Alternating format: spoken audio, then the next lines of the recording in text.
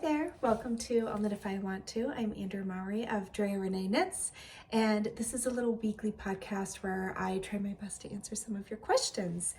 We have switched up location today. I'm just in a different part of my studio. This is my little knitting nook, and I'm right in the midst of doing lots of swatching and some research and development, and also playing around with a spin I'm finishing. So I was like, you know what? I'm just gonna do this over here today. So let's start with what I'm wearing. Today I am wearing Moon Mint. This is my first pattern of 2025 and I just released it this week. This is a really fun, just knit purl slip stitch texture that creates this really pretty patterning. I went with a monochromatic look. If you couldn't tell, I really love like minty blues. My studio, I don't know how great you can see it in the light, but my studio, we did a drench. So we painted this lovely mint color and it goes all the way across the ceiling and the doors and everything, except for the little dormer area where I usually film these. And this is actually my Afghan that my grandma knit me when I was a really little kid, and I got to pick my color and just staying really on brand. So it is knit up in Confluence Cotton, which is quickly becoming one of my favorite sweater yarns. It's from the Farmer's Daughter Fibers, and it is 80% Targhee Rambouillet, and it's blended with 20% cotton, and it's milled in Vermont here in the United States, and then it's dyed up by the Farmer's Daughter Fibers. And it is I believe it's a 2-ply. Am I remembering that correctly? I think it is. And it's just delightful to work with and very comfortable to wear. There's something about that little bit of cotton that just feels really breathable. And then Targhee and Rambouillet are both really like bouncy fibers in my opinion. Whenever I spin those, they puff up really nice and they just have like a good bounce to them. So really lovely to knit sweaters out of. And yeah, I hope you like it. Okay, let's get into some questions. Oh, I filmed a little thing to show on Instagram, but I also just want to show I did get questions about the neckline because I had my hair, a little hair clip. I had my hair down in the photo, so I'll just kind of get my hair out of the way for a second here. And so the neckline is a crew neck. It's not a boat neck. A lot of my drop shoulders, like the Weekender or Hey Sailor that I released earlier this year, those just have a straight neck.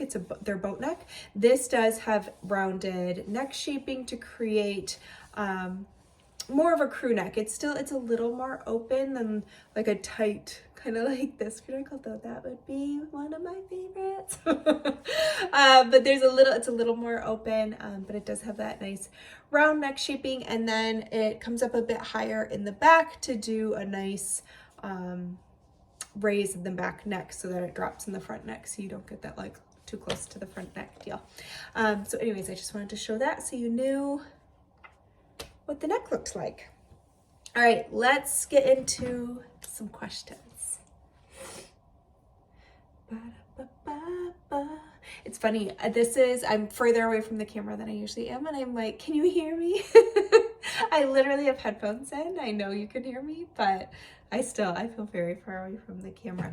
This is also, there's like this tilty thing with the door that I'm not gonna worry about it. This is just what we're doing for today, and it's fine. Okay. Of course, I swear, it's like these funny little things. The second I start recording, I'm like, oh, I think my nose is running a little bit and I'm really thirsty. All right, question number 1. I'm fairly new to brioche and I've been knitting the Junction pattern. Your instructions were clear and I managed the brioche section without any issues. Yay! I'm planning to make it a cropped version to wear over dresses, but when I tried it on, I discovered that the brioche part is really loose.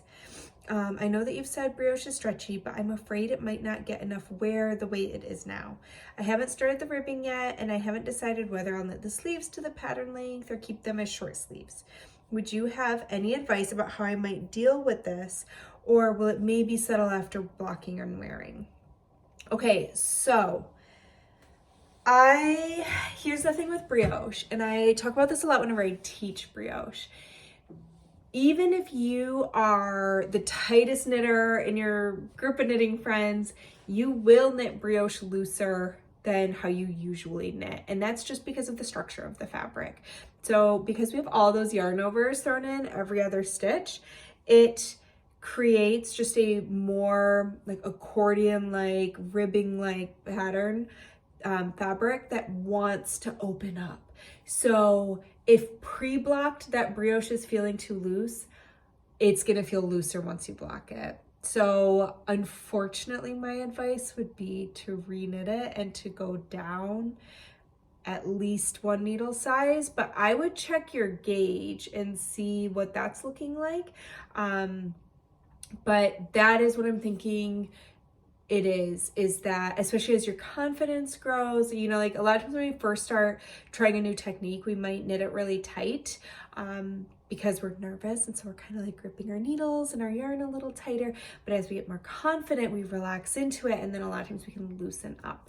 And so and that's with a stitch pattern that already has a tendency to be on the looser side, the more open side. So if you're already feeling like it's too loose before you've even worn it or washed it, then I think it's gonna be too loose. So yeah, I would recommend reknitting that. I'm so sorry. I know that's probably not the advice you want, but I think that would be the best route because, as you said, you're really excited for the pattern, you're excited to wear it, you really like how it's looking. So you want it to hold up too, because if things are super loose, they can't handle as much wear and tear. And you want it to be perfect because you're putting, perfect for you because you're putting time and effort and yarn into it. So that's what I would do. If it were me, I would reknit it. So good luck. Congratulations on tackling brioche. I'm sure it's looking beautiful. And if you do decide to redo it, I'm sure it will be even better. All right, question number 2. Can you share a little about sweater sizing, particularly about using upper bust and anything to keep in mind? My finished objects tend to end up larger than I would like, and mostly from a fear of knitting them too small. I'm about to start on an epic all-over cable sweater and trying to find an ease that is flattering and comfortable, but won't swallow me up. If I'm going to 4 to 6 inches of ease, what should I aim for? What should I consider? Upper or full bust measurement? If it helps, my upper bust, they gave measurements, which they said I could share, but I'm not sure it's pertinent to the conversation here. But they did have a postscript. P.S. Your Junction sweater is my best fitting sweater I've made. So that's what I'm actually going to tell you is, what size did you make in that sweater? How much ease was there? Could you knit a similar size in this cabled sweater? So the great news is you've knit a sweater that you love how it fits. Now you can use that as a guide to help you pick future sizes of other sweaters.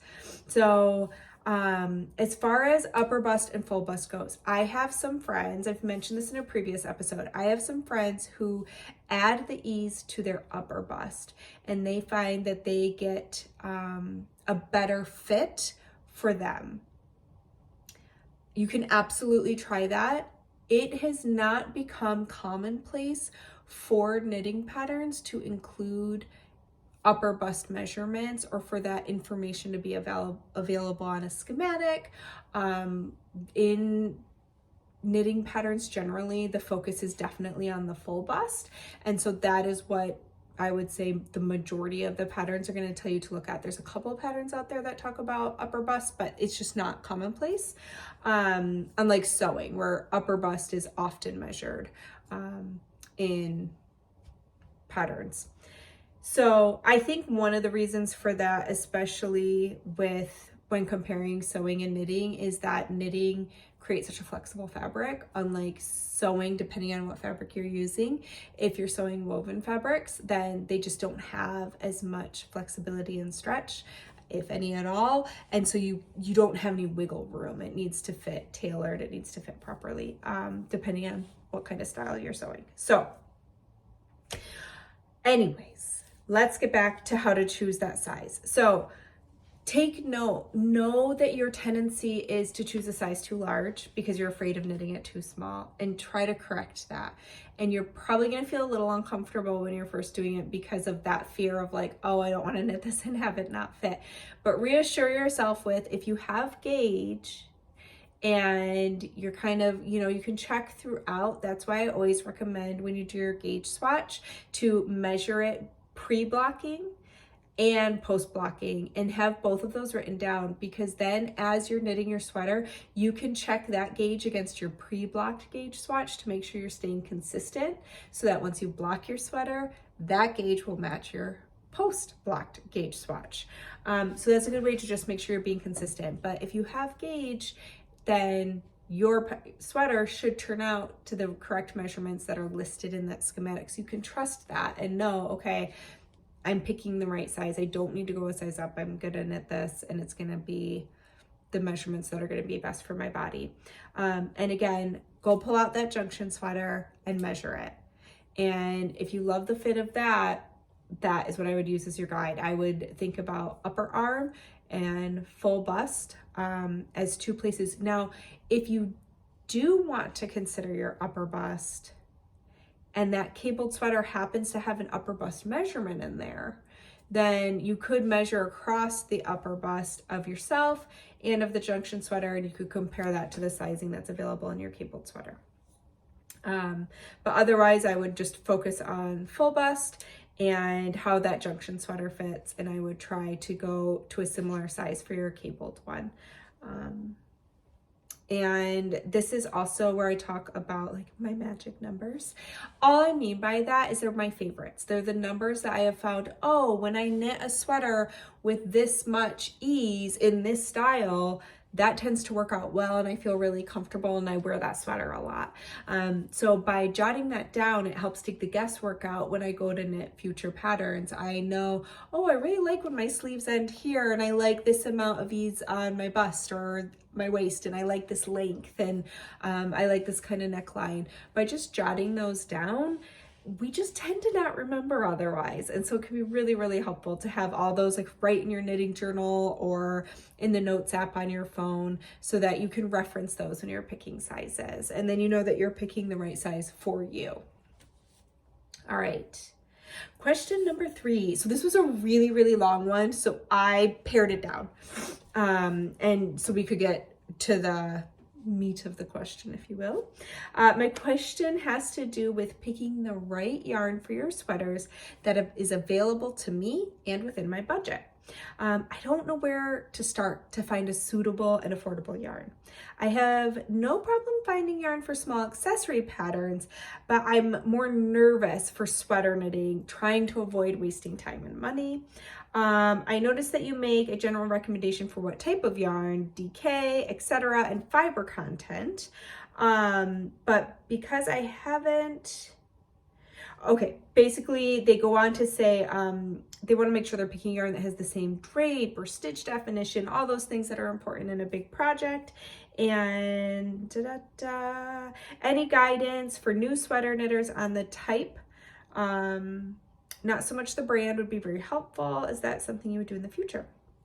Is there any resource you know of that would be helpful to me? So I picked this question in part because, excuse me,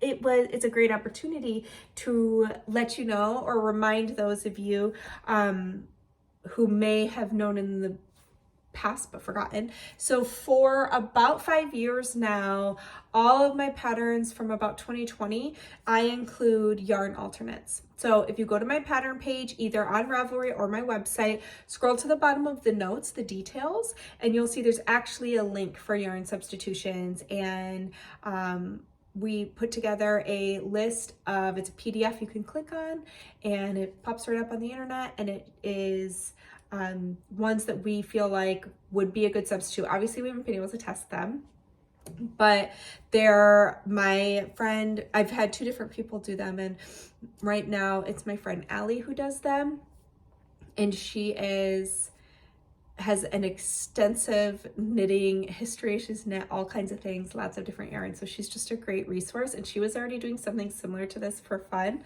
on her Instagram. So I asked her if she would mind helping me. And she does a great job. They're really beautiful. And she puts together all these little bubbles. And we do try to focus on yarns that you could still potentially source from your local yarn store, because we really, really want to support our local yarn stores when we can. So they're a great jumping off point, even if you don't want to use any of those recommendations or the yarn listed in the pattern.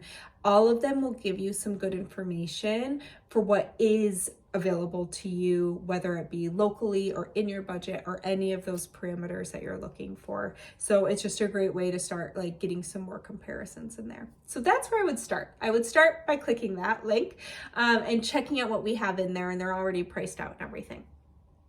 But another great place to go, like I know when I first started knitting, it was really intimidating to try to substitute yarn, because I just didn't know enough about yarn to know what I could sub for what. And there's so many options out there. So it can be really overwhelming to know, like, okay, well, if I have this yarn, will it work if I swap in this yarn? And you just don't always know those things in the beginning. And even if you've been knitting for a long time, there's always so many new yarns and stuff coming out. So, and it wasn't until I became a spinner that I started understanding more about yarn and would think about like, oh, that's why that project turned out that way. It had more to do with like the fiber content and how that yarn was spun and how many plies it has.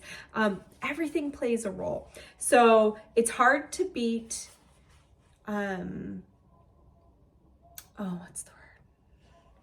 It's hard to beat practice, but it's not the word that I want, but just the knowledge that comes with time. And what's the word? It'll come to me. But anyways, so if you experience the yarn that comes with experience, the knowledge that comes just with experience and trying things out. And that's also how we find our favorite yarns and yarns that work well for us. I mean, I still, like a year ago, was trying to knit with a yarn that I was like, oh, this is not my jam. I don't actually enjoy knitting with this. And so we kind of have to try things out to really know. But I digress. A great resource outside of the one that's included on my pattern pages is there are definitely like YouTube videos and podcasts and things like that about yarn substitution. But if you want something, if you're somebody who likes to go to your library, or if you have a home library, a book that I would recommend is Clara Parks' Book of Yarn. And that is a great resource for learning all about yarn. There's also the Knitter's Book of Wool, which is really great, also by Clara Parks, that just kind of like goes into even a deeper dive.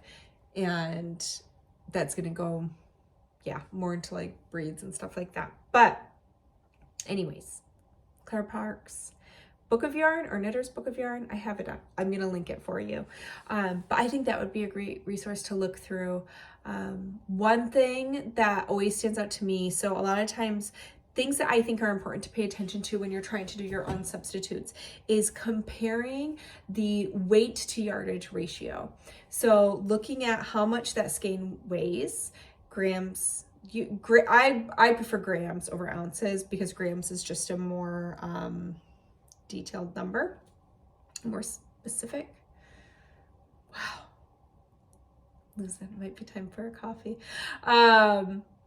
But so grams, weight, to yardage or meters. And one place where this can throw you is if you are either trying to sub in, or if the pattern called for a woolen spun yarn compared to a worsted spun yarn. Worsted spun yarns are going to be heavier.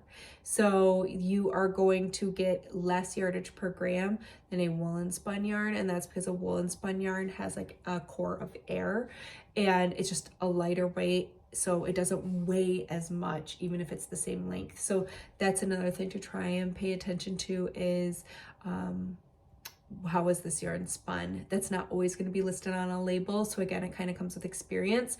But one of the things you can look for is I'm looking up here, like, do I have any woolen spun yarns right here?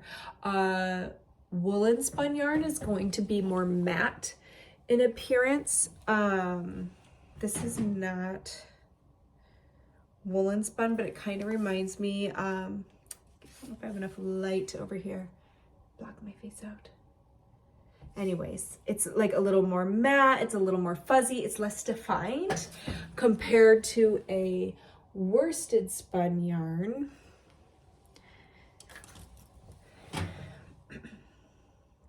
That is going to be much smoother.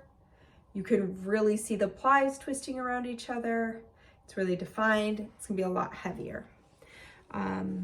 So yeah, anyways, I will link that book for you, and I hope that that helps, along with the list that is included on my pattern pages. All right, question number 4.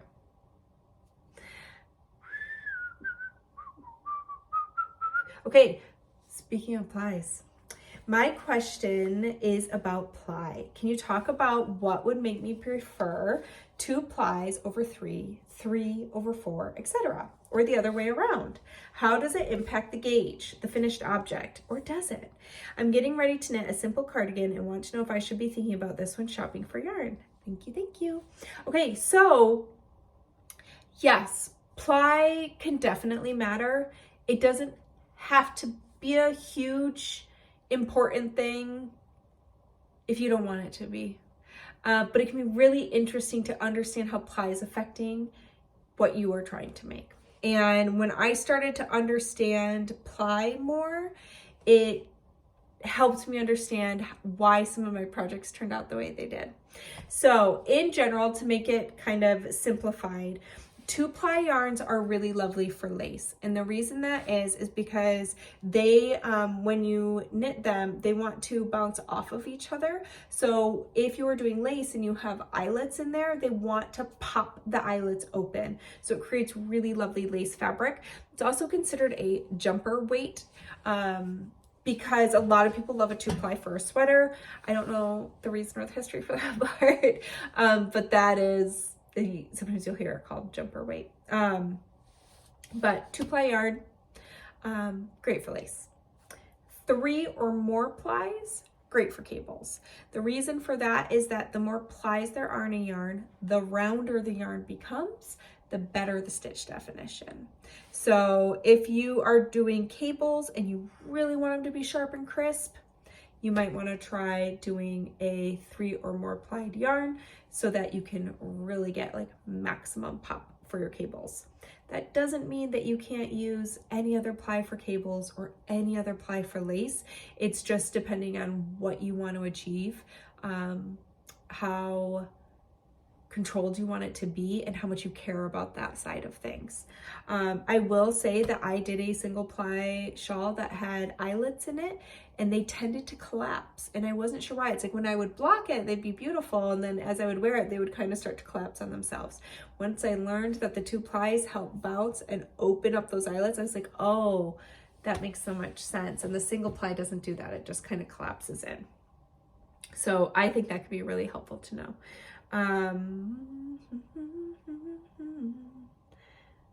How does it impact the gauge, the finished object? So in regards to the finished object, generally speaking, more plies equals a sturdier yarn.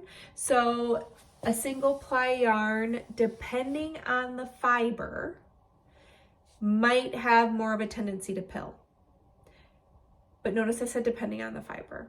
So depending on what kind of fiber went into that yarn and how long its staple length was, which means how long the length of that fiber was before it was spun into yarn. So think of it as like how long was the strand of hair that came off of the sheep that made that yarn.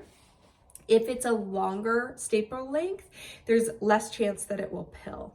If it is a shorter staple length that has a really high, or I'm sorry, a low micron count and is super duper soft, then it's probably gonna pill. So generally speaking, more plies equals more strength. I would not use a single ply yarn for socks. I would prefer a 3-ply or higher, generally speaking, for socks. Anything else here? Finished object, yeah. So one other thing to consider is it all, like, ply plays a role, but it also depends on how you knit it. Stitch patterns, gauge, all those things are going to affect how that yarn and however many plies it has affects each other. So if you knit at a tighter, denser gauge, that is also going to help strengthen the yarn. If you knit at a looser gauge, then higher chance of pilling. So there are some things to think about. But in regards to a simple cardigan, I would just consider what is important to you. Is it longevity? Is it softness? You know, are you planning to wear this cardigan over other clothes or not? Or is it going to be next to skin and so you need it to be a little softer? And do you want it to be like heirloom quality where you could hand it down? Or, you know, you just have to kind of decide those things, and then you can decide, okay, I want more plies because I want great stitch definition and I want longevity and et cetera, or maybe you want it to be really warm and you're not worried about stitch definition, but you also want it to be lightweight, and then you want to go for a woolen yarn and maybe just 2 plies is fine. So swatch and play and see what you love most. Another great idea, depending on what's important to you, let's say it's longevity, is knit a few little swatches and throw them into your knitting bag and just carry them around for a couple weeks and see how they hold up being all smashed around in your bag. And that can kind of show you how much it's going to handle some wear and tear. Another thing to consider is like how much drape you want.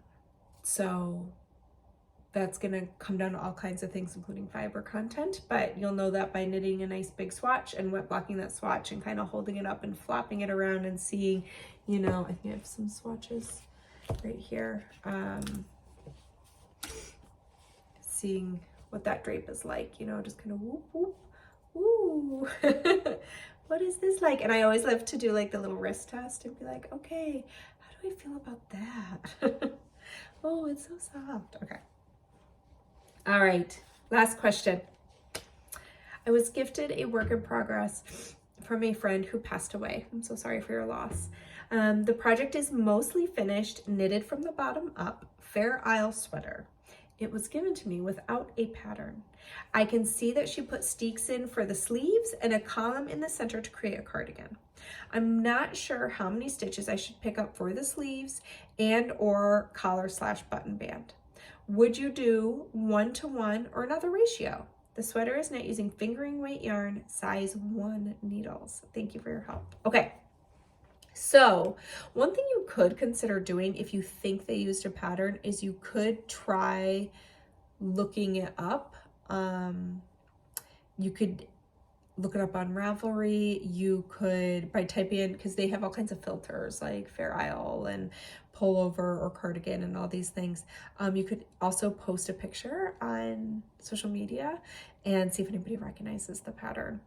Just if you did want to try and find it, it'd be so interesting to try and find the pattern.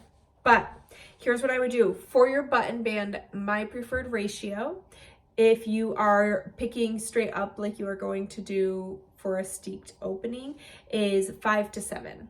So for every 7 rows, I pick up 5 stitches.